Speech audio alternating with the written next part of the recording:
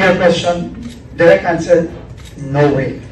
I will stay here. In fact, I'm already very much looking forward to 2.5 years from now when hopefully I will be back in the private sector. So that is my plan. So, hypothetically, tawagin ka ng next administration?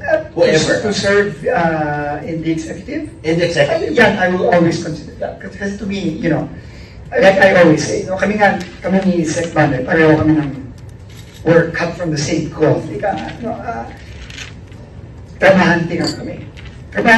Trabaho lang kami. Wala kaming ano dito. Wala kaming ibang intensyon, wala kaming ano, trabaho lang kami. Kung anong utos namin, kung ano makakabuti sa mga babae natin, yun lang kami.